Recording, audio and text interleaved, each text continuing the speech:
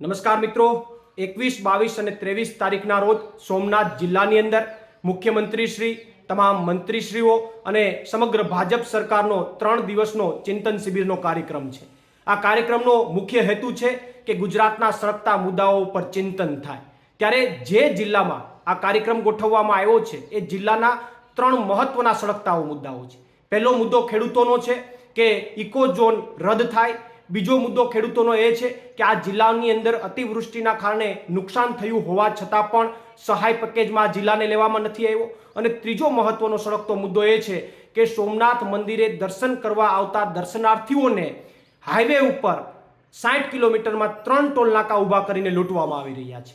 ત્યારે આ ચિંતન શિબિરનો હેતુ જો સિદ્ધ કરવો હોય તો આ જિલ્લાના 3 મુદ્દાઓ ઉપર ચિંતન થવું જોઈએ। અને એટલા માટે મેં પોતે માનનીય મુખ્યમંત્રી પાસે અને અન્ય 10 થી 15 આગેવાનો, ખેડૂત આગેવાનોને સાથે લઈ જઈ અને આ મુદ્દાઓ માટે, ઇકોઝોનના મુદ્દા અને અન્ય મુદ્દાઓ માટે ચિંતન થાય એ માટે સમય માંગ્યો છે।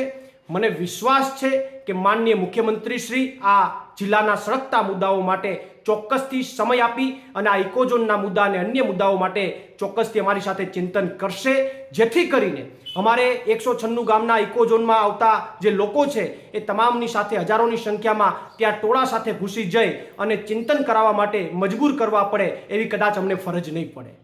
પ્રવીણ રામ, પ્રદેશ ફ્રન્ટલ અધ્યક્ષ, આમ આદમી પાર્ટી।